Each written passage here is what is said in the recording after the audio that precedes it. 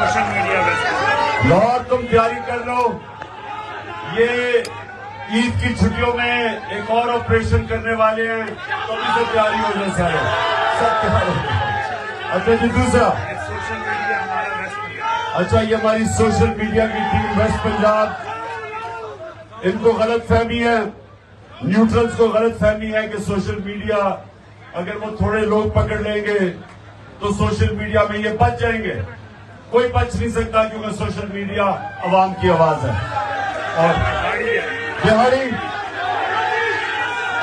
जी, बिहारी शाबाश। और गोजरों वाला गुजरावाला, ये सारा गुजरावाला, गुजरावाला ने वैसे बड़ा कमाल हमारी मार्च के अंदर जबरदस्त शिरकत की थी। उसके बाद पेशावर मुझे कमजोर नजर आ रहा है। पेशावर में मेरे ख्याल में कोई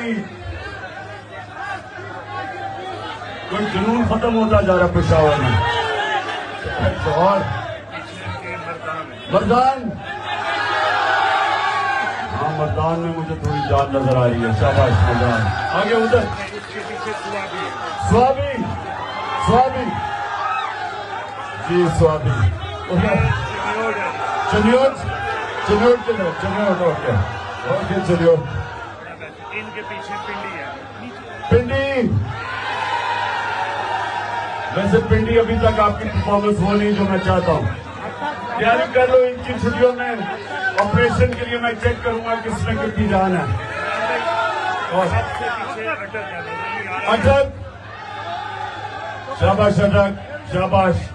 अच्छा जी, आप अपनी बात शुरू करने से पहले स्वाबी हो गया, डॉक्टर हो गया, स्वाबी बैठ जाओ। अच्छा, मैं एक नौजवान को बुलाना चाहता हूं, एक नौजवान को बुलाना चाहता हूं जिसका नाम है इब्तिसाम। इब्तिसाम इधर आ जाओ।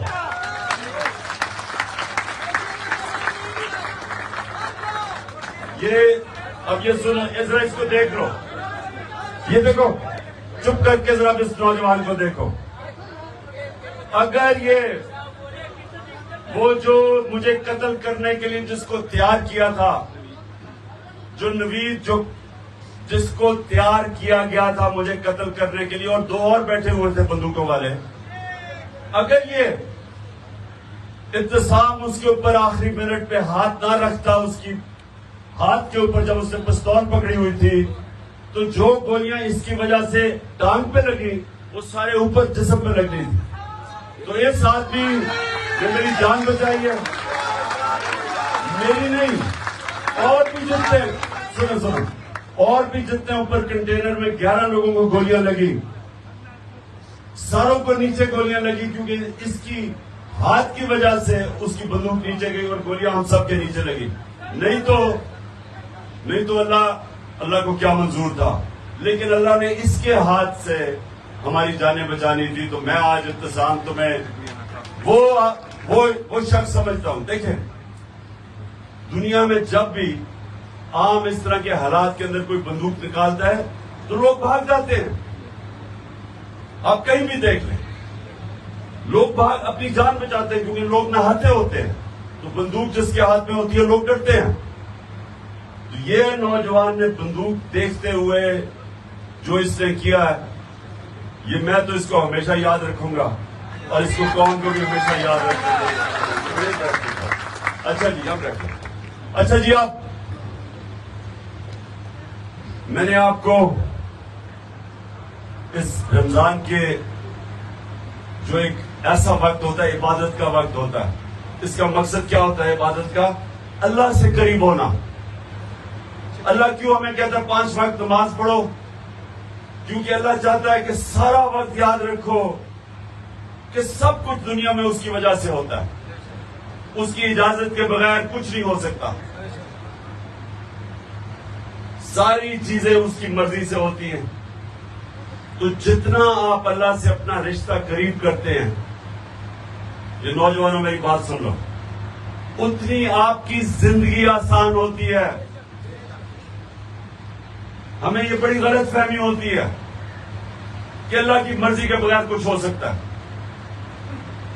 ये जो तकब्बुर है, इसको अल्लाह सबसे बुरी इंसान की सलाहियत समझता है, क्योंकि तकब्बुर का मतलब यह होता है कि आप अगर जीतते हैं तो आप समझते हैं मैं जीता हूं। आप अल्लाह की मर्जी के बगैर नहीं जीत सकते।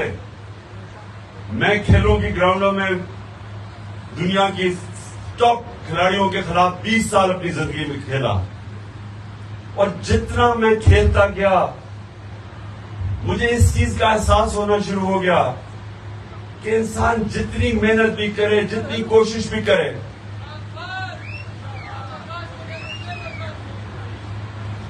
जितनी भी इंसान कोशिश कर ले, वो एक लेवल से ऊपर वो नहीं जा सकता। उसके बाद अल्लाह की मर्जी आ जाती है। इंसान मेहनत करता है। मैं सबसे ज्यादा मेहनत करता था, सबसे ज्यादा ट्रेनिंग करता था, प्रैक्टिस करता था, क्योंकि मैं बैटिंग दोनों करता था, बैटिंग भी करता था, बॉलिंग भी करता था, तो बाकी खिलाड़ियों से दुगनी मेहनत करनी पड़ती थी। लेकिन जब मैं अपने अरूज पे भी पहुंच गया, अपनी सलाहियतों के सबसे ऊपर, तो तब भी मुझे एक चीज का एहसास हो गया कि मैं जितना भी कर लूं, एक सतह के बाद मेरे हाथ से फिर गेम चली जाती थी।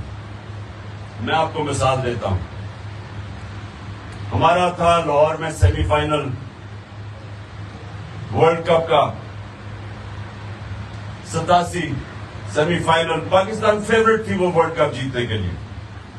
सबका ख्याल था कि पाकिस्तान सबसे फेवरेट टीम थी। तो हम सबसे पहले सेमीफाइनल में पहुंच गए। हमने वो वेस्ट इंडीज को भी हरा दिया, जो उस वक्त की सबसे बड़ी, सबसे ताकतवर टीम थी। अब सेमीफाइनल के मैच से पहले मैं अब रात को सोच रहा हूं और कैलकुलेट कर रहा हूं कि अगर वो ऑस्ट्रेलिया के खिलाफ मैच था, मैं कहा अगर वो ये करेंगे तो मैं ये करूंगा। मैं सारी ऑस्ट्रेलियन टीम को जानता था, क्योंकि मैं ऑस्ट्रेलिया क्रिकेट खेल के आया था, उनकी लीग शेफील्ड शील्ड खेल के आया था, तो मैं उनके सारे खिलाड़ियों को जानता था।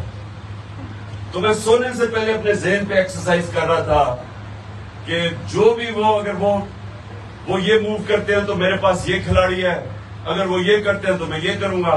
तो सोने से पहले मैं इस नतीजे पे आ गया कि वो जो भी करें तो मैं उनको हरा दूंगा। यानी मैं इस नतीजे पे, सुने आप, तो मैं टेक्निकली मैंने हर चीज सोची कि मैंने कहा ये कैसे जीत सकते हैं। तो मैं जेन में सारी, जब उनकी मैंने ताकत, कमजोरी, अपनी टीम जो विकेट थी, लाहौर की विकेट थी, मुझे बड़ी अच्छी तरह उस विकेट का पता था कि वो कैसे खेलती है। तो सारा कुछ जायजा लेके मैं रात को सोने से पहले, आखिरी मेरी सोच थी कि ये हमें अब हरा नहीं सकते, क्योंकि हम हर तरह इनके ऊपर हावी हो गए। अब ये सुने अगले दिन क्या होता है। अगले दिन जाते हैं, मैच से पहले जो एक मेरा खिलाड़ी होता है उसको इंजरी हो जाती है। अब ये मेरे हाथ में नहीं था। उसके बाद जब मैच शुरू होता है तो एक उसके बीच में 2 खिलाड़ियों की इंजरीज हो जाती हैं। अब ये भी नहीं मैंने सोचा था। हमारे विकेट कीपर के गेंद लगती है, वो बेचारा बाहर चला जाता है। जो दूसरा विकेट उसकी जगह मियादाद करता है, वो कैच ड्रॉप भी कर देता है, 22 भी दे देता है। फिर जो हमारा स्पिनर होता है, उसकी गेंद पे, उंगली पे गेंद लगती है, उसकी उंगली टूट जाती है। वो ना बैटिंग कर सकता, ना बॉलिंग कर सकता। अब ये भी नहीं मैंने सोचा था। उसके बाद उनका जो 2 न्यूट्रल टॉप अंपायर होते हैं, वो उनकी एक ऐसा फैसला करता है, यानी जिस बैट्समैन को आउट देना होता है वो नहीं आउट देता, दूसरे को गलत फैसला कर देता है।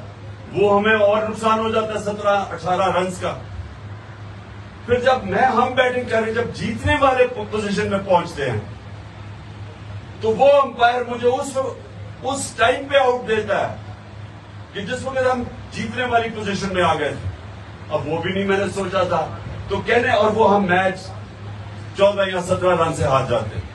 अब मैं कहने की आपकी कोशिश कर रहा हूं कि इससे सबक ये मिलता है आपको कि इंसान जो भी कर लेता है, आखिर में वो चीजें जो आपके हाथ में ही नहीं होती, वो अल्लाह के हाथ में होती।